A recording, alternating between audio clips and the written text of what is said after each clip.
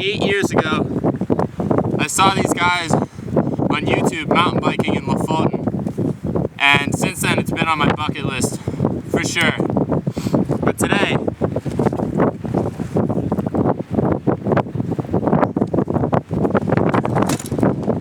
I get to cross it off. And that was one of the dumbest things I've ever done. I thought I could haul myself up north to the middle of nowhere, rent a bike, drag it up a mountain, and recreate some video I saw 5 years ago. Anyway, here's what actually happened.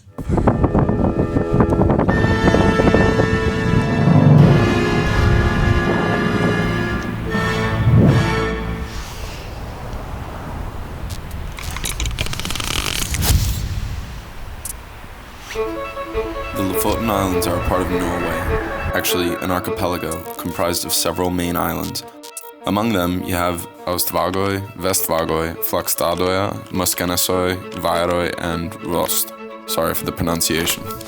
Lofoten is located way up in northern Norway, actually above the Arctic Circle, which would make you think it's freezing there, but it's not. All thanks to one thing which saved the islands and put them on the map: the Gulf Stream. The islands reach out into the currents like a hook, pulling in warm water, better weather, but most importantly, fish. Specifically, the Norwegian Arctic cod, which is basically the reason the islands became what they are today. But I don't really fish at all, so how did I find out about Lofoten? Well, a few years ago, I found a video on YouTube of these guys who went there, and they did something which looked incredible.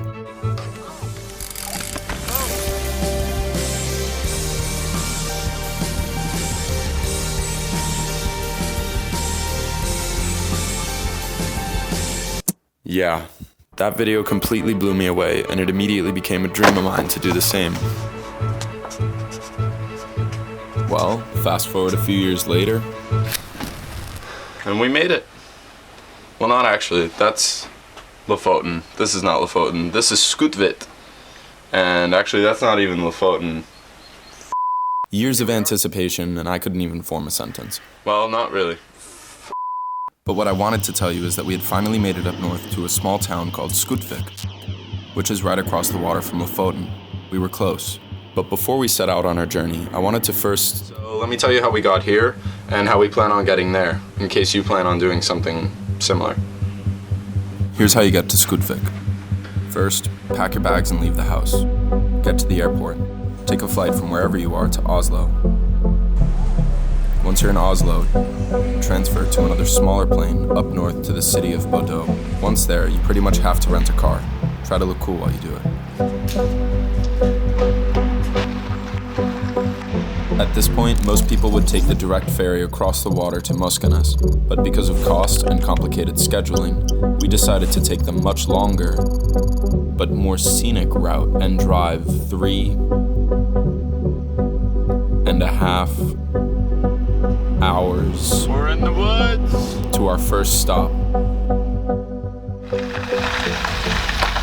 where we crashed, which wasn't that bad in the end.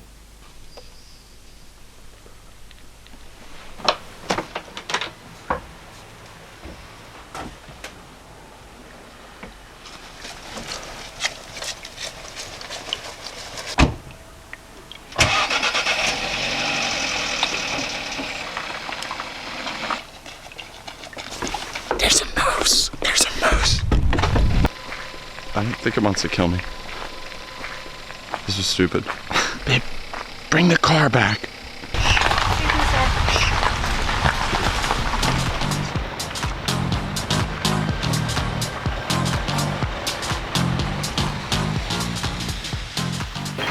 You're not in good composition. I know, what am I going to do? It's a little bit foggy here in the Norway. A little fog was an understatement. The only thing we could see was the freezing Arctic waters surrounding us. But who cares, we were finally about to be on the islands. We had driven over an hour to the northernmost ferry, which would take us across to Lodingen. 1.5 hours left till our home base on the islands.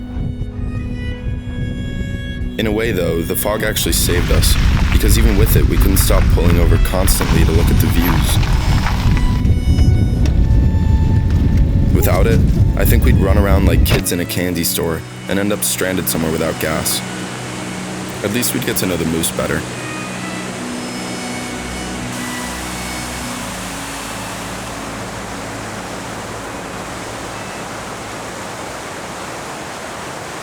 But enough of that. We had to get to home base.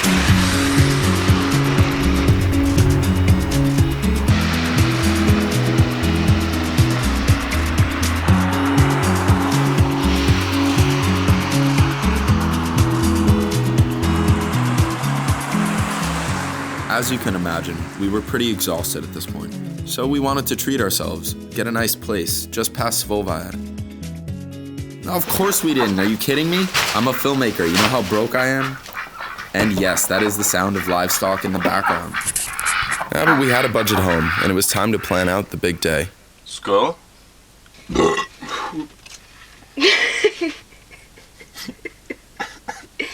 Eventually you reach the steep cliffs.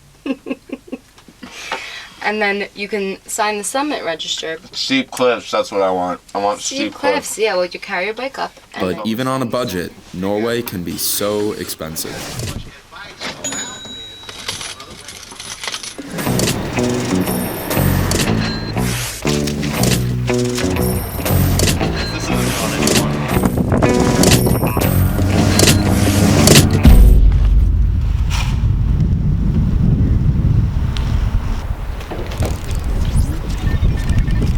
Bikes. We finally had the bikes.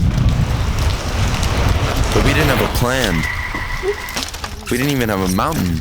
The one thing that we did have, though, was apparently the one single day in the past month when it hadn't been raining and the sun was out. And that I don't think it'll move. was enough. Alright, let's back out of this.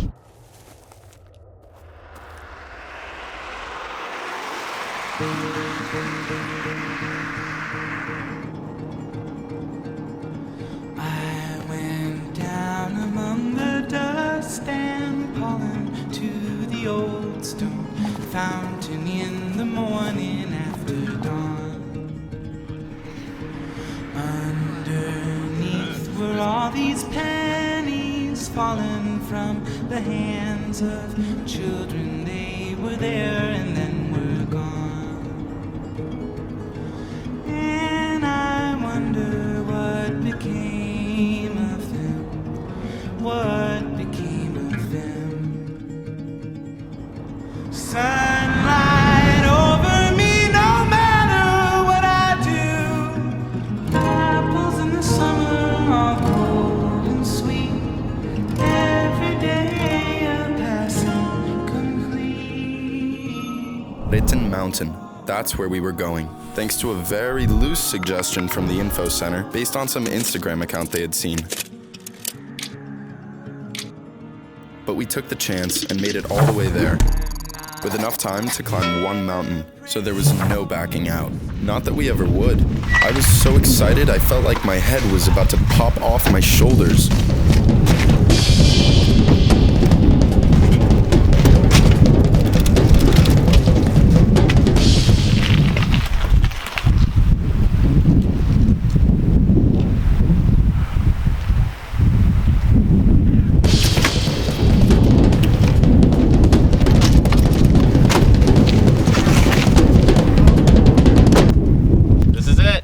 I would be lying if I'd said that we weren't freaking out. We were about to have a panic attack the entire way here.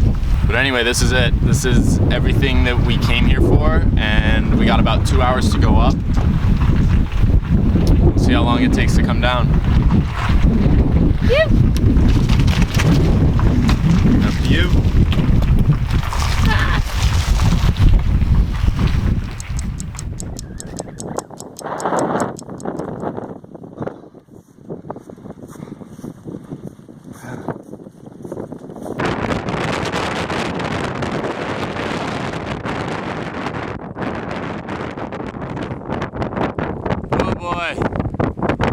I think we might have bit off a little more than we could chew. We're at the first ridge. I thought we were like a half hour in. We found this girl passing by who said we had 2 hours to go. And it's steep, but this is the best way down. We soaked through our shoes in the first 3 minutes. But anyway, apparently once we get to the ridge line, end, it's a little flatter, so... Francesca's dead. Over the river and through the woods, to the top of Lofoten we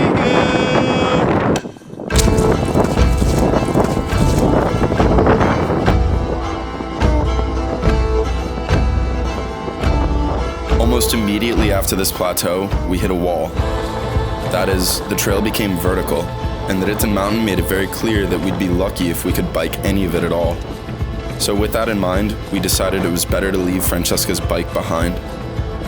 As it was, we were racing against the sunset, but I didn't want to give mine up yet.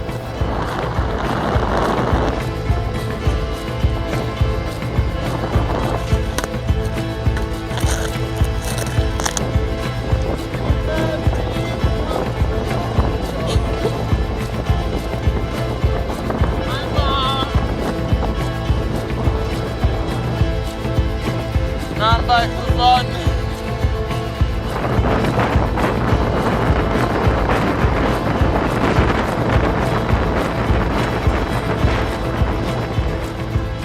We abandoned the bikes a long time ago.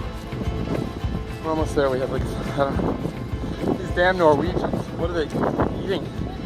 Fish? Anyway, we made many mistakes, but we'll see. Is it worth it?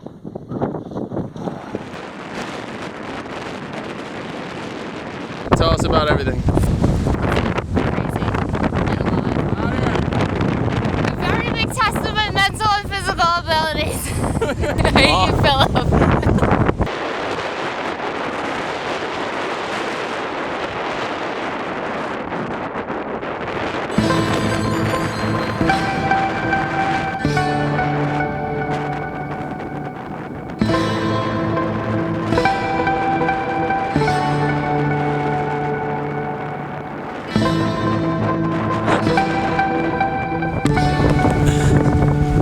Too windy.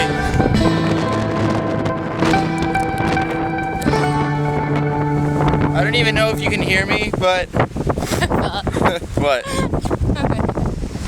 We made it. We made it to the top. Under my suggestion, Francesca abandoned her bike in like the first 30 minutes, the 40. I abandoned mine after about an hour and a half. It took us probably 2.5 to get up here. This was a mistake. Bikes were a mistake. Not doing enough research was a mistake. But I guess that's what makes this relatable. Anyway, it's time to see how much we can get, at least on the way down. I'm not letting the stream down. I gotta find the bike though.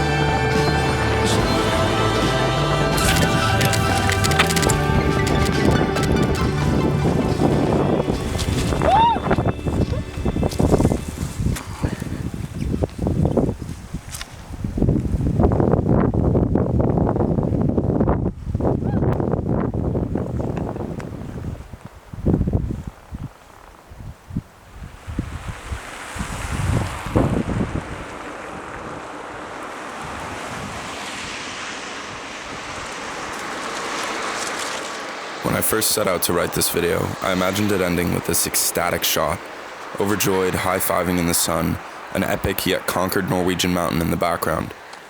But it didn't. I think today it's easy to get caught up in this idyllic standard of shots and adventures, but in the end it's not about recreating someone else's story. It's about setting out to check off that box and in the process creating your own. It's not about finding the perfect mountain to climb. It's about finding someone to go climb mountains with.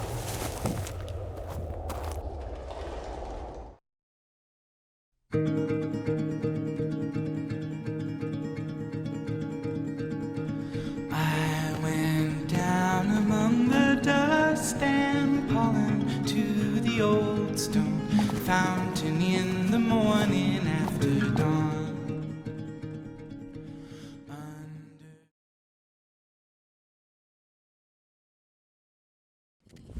2 seconds later.